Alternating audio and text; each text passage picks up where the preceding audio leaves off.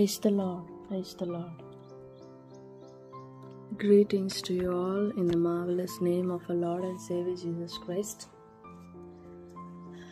We praise God for this precious morning to meditate on God's word.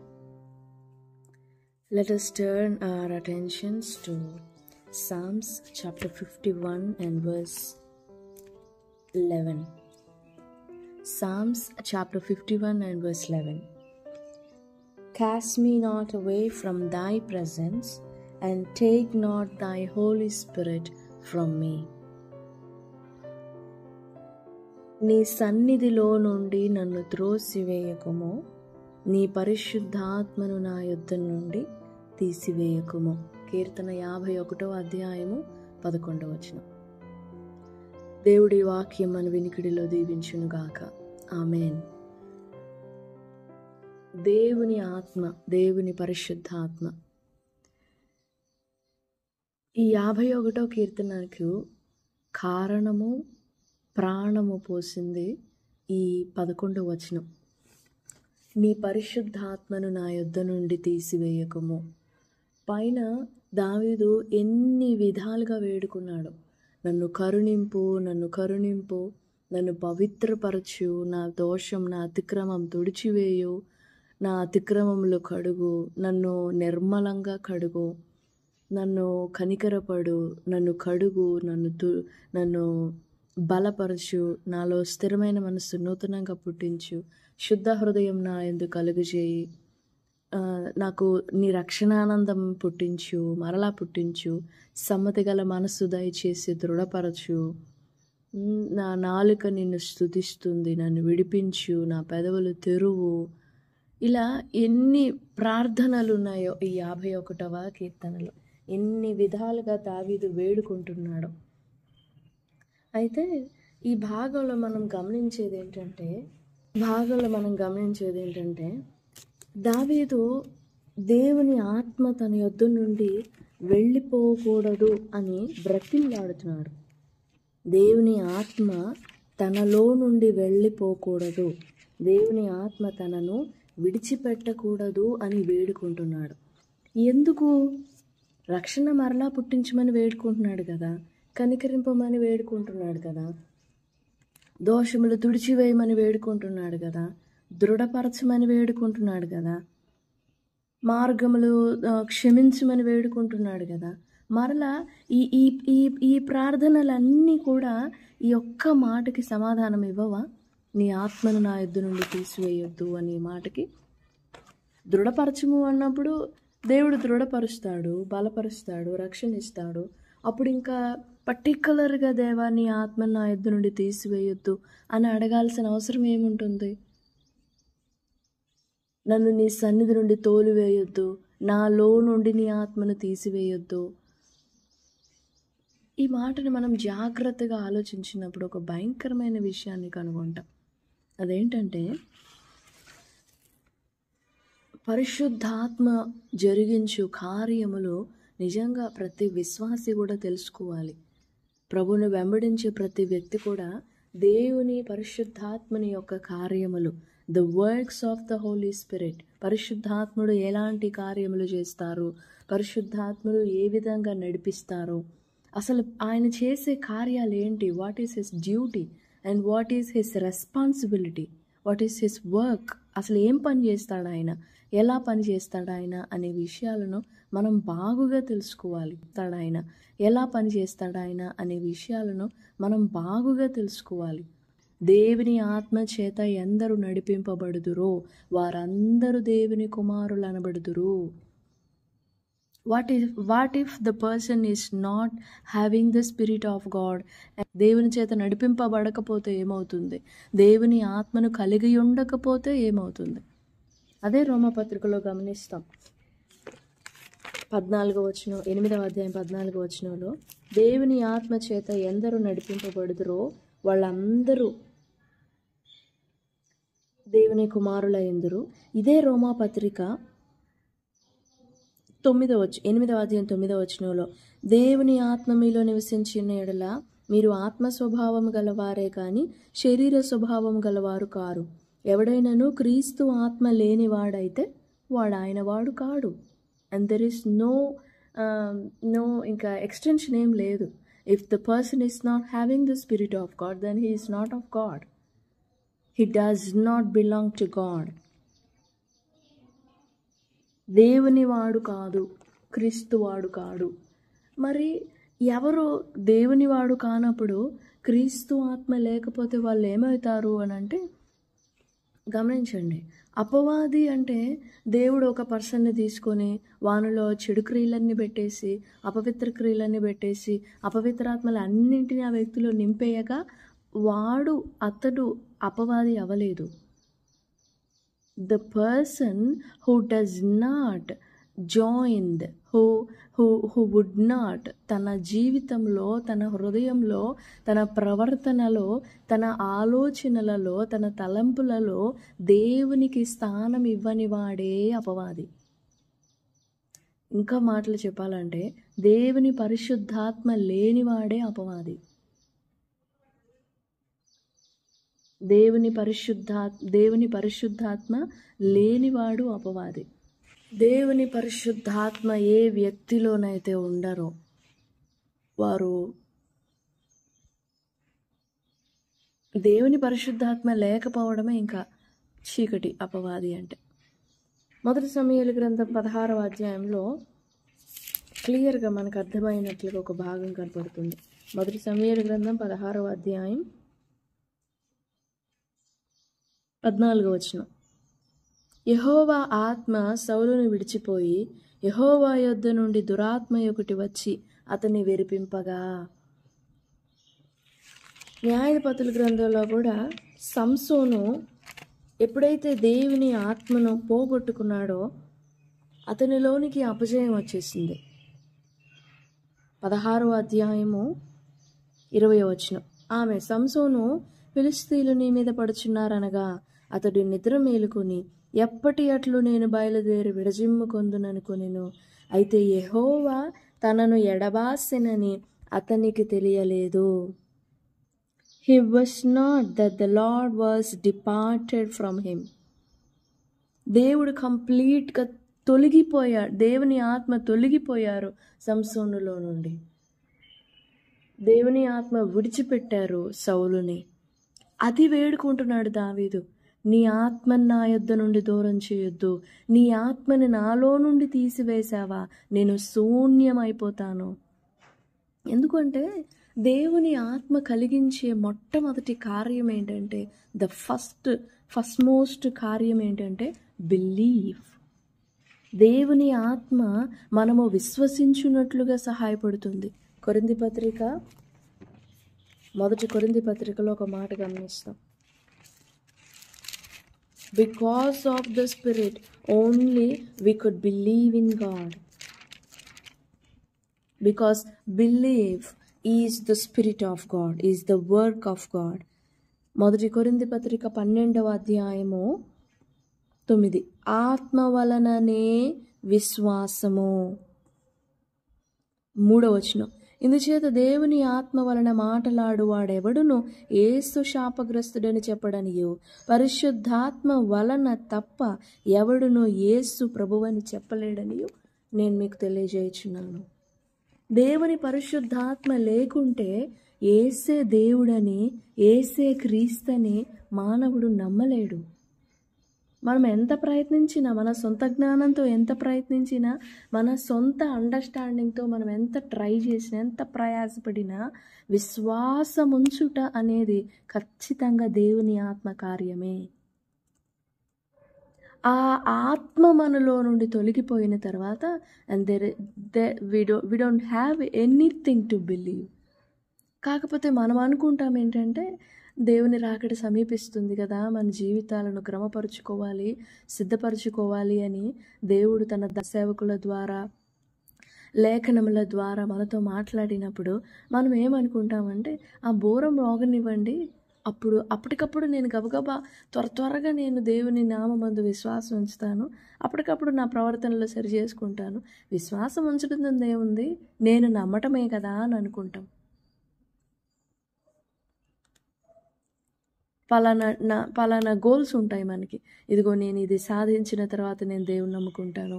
లేకపోతే ఇదిగో నేను ఇది నెరవేర్చిన తర్వాత, ఇది నేను పొందిన తరువాత నేను దేవునికి ఇలాంటి అర్పణ చేస్తాను, ఇలాంటి తీర్మానం చేసుకుంటాను, నేను ఇలాగ విశ్వాసంగా బ్రతకడం ప్రారంభిస్తాను అని మనము ఆలోచనలు చేసుకుంటాం. But without the spirit of God no one can believe Jesus as God, as the Lord. ఎందుకు లోకంలో క్రూరమైన మనస్తత్వం గలవారు, కరుడుగట్టిన నేరస్తులు కూడా ఎంతో భయంకరమైన చరిత్ర కలిగిన వారిగా జైళ్ళ పాలయ్యి ముద్ర వేయబడిన వారు సైతము దేవుని పరిశుద్ధ నామమందు విశ్వాసం ఉంచగలుగుతున్నారు. దేవుని కార్యం వారిలో జరుగుతుంది. వారు అలాంటి క్రూరమైన మనస్సుల నుండి విడుదల పొందుతున్నారు అని అంటే దేవుని పరిశుద్ధాత్మ కలిగించు కార్యమే. చిన్న విశ్వాసాన్ని దేవుని ఆత్మ మనసులో నింపితే ఆ విశ్వాసం ఎంతగా వృద్ధి పొందుతుందో. ఈ రోజునకు ప్రభువుని ఎరుగని వారు అనేకులు ప్రభువును విశ్వసించడానికి గల కారణం దేవుని పరిశుద్ధాత్ముడు ఇంకా భూమి మీద క్రియ చేయుచున్నారు. నా జీవితంలో మనము కూడా దేవుని యందు విశ్వాసం ఉంచగలుగుతున్నాము అంటే దేవుని ఆత్మ కలిగించు కార్యమే. ఇచ్చయించున్నది ఆయనే, ఇచ్చయించిన దానికి కార్యసిద్ధి కలుగజేయువాడు ఆయనే. We are nothing. అదే వేడుకుంటున్నాడు దావీదు, నీ ఆత్మ లేకపోతే ఐ కాంట్ డూ ఎనీథింగ్. నేను శూన్యమైపోతాను. యెహెజ్కేలు గ్రంథంలో దేవుని మహిమ దేవాలయములో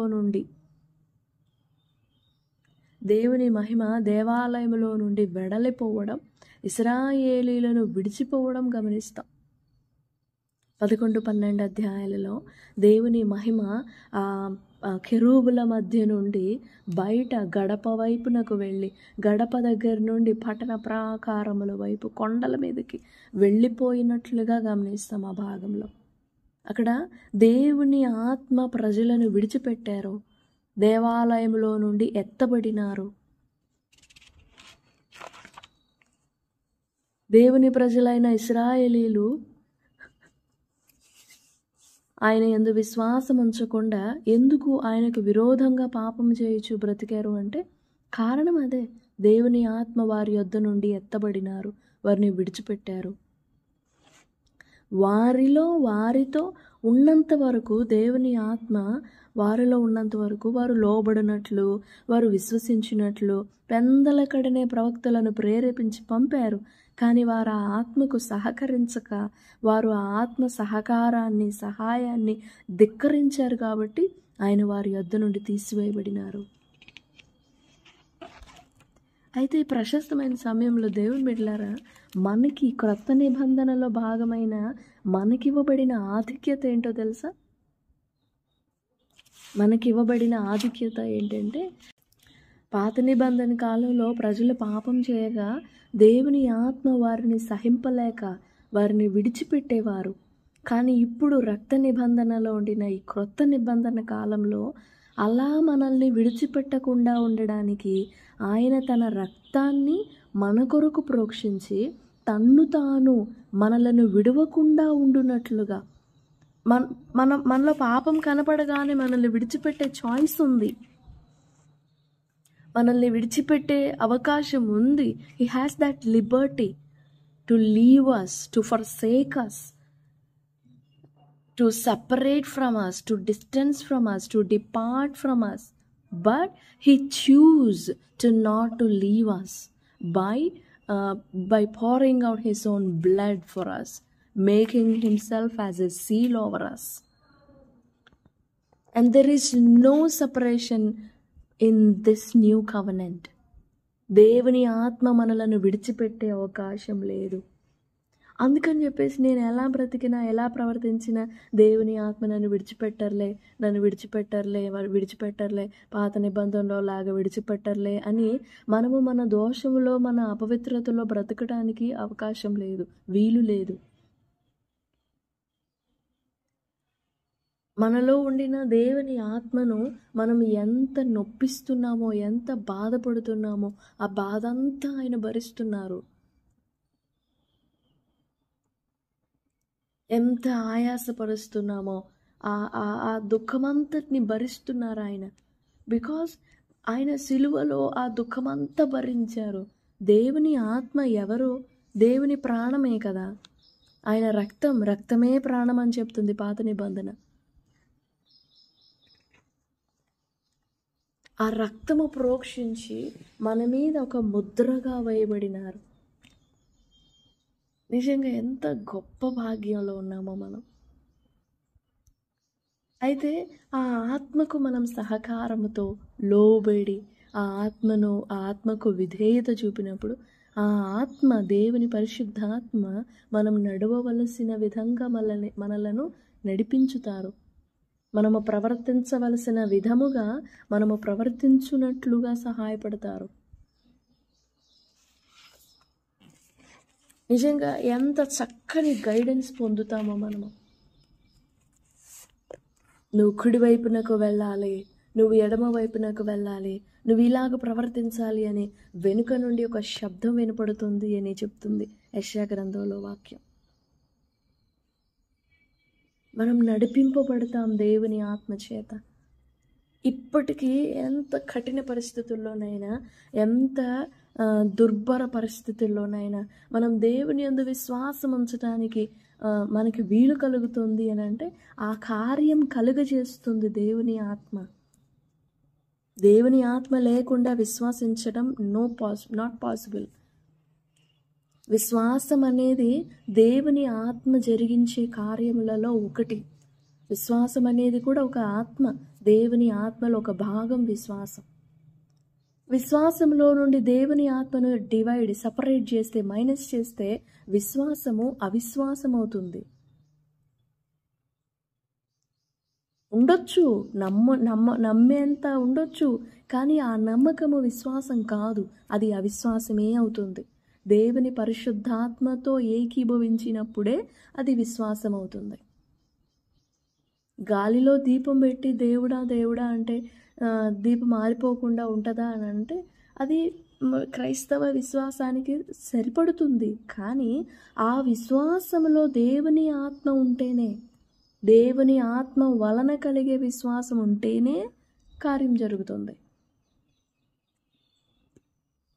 దేవుని ఆత్మ లేకుండా విశ్వసించలేం, దేవుని ఆత్మ లేకుండా ప్రార్థించలేం, ఆయనకు భయభక్తులు చూపలేం. ఆయన ఆత్మ మనలో లేకపోతే మనం శూన్యమే, మనం శూన్యమైపోతాం. ప్రభు సన్నిధిలో వేడుకుందాం. దేవా, నాలో మీ ఆత్మని నేనెంత దుఃఖపరిచి ఉన్నానో, ఆయాసపరిచానో, మీ ఆత్మను గ్రహింపక, వివేచింపక, దేవా చూడలేక నేనెంత నొప్పించానో మిమ్మల్ని. నీ పరిశుద్ధమైన సున్నితమైన మీ మనస్సును ఎంత గాయపరిచానో నన్ను క్షమించండి. ఇక మీదట నేను మిమ్మల్ని గాయపరచకుండా, మిమ్మల్ని నేను ఆయాస పెట్టకుండా, బాధ పెట్టకుండా, మీకు ఇష్టముగా, మీకు అనుకూలముగా, మీ చిత్తానుకూలంగా నేను ప్రవర్తించినట్లుగా నాలో మీ ఆత్మ కార్యం జరిగించండి. నన్ను శుద్ధి చేయండి, నన్ను ఒప్పించండి, నాలో ప్రతి దోషమును ఒప్పించండి, నన్ను శుద్ధి చేయండి, నాకు సహాయపడండి అని ప్రభు సన్నిధిలో దావీదు వల్లే వేడుకుందాం. నీ పరిశుద్ధాత్మను నా యొద్ద నుండి తీసివేయకుము అని దావీదు అడిగాడు. దేవుని ఆత్మ దావీదులో నుండి వెళ్ళిపోలేదు. దేవుడి మాటలు మన వినికిడిలో దీవించుగాక. ఆమేన్. మా మంచి తండ్రి, పరలోకమందున్న మా ప్రభువా, మీ గొప్ప నామమును బట్టి స్తుతిస్తున్నాం, వందనాలు చెల్లిస్తున్నాం.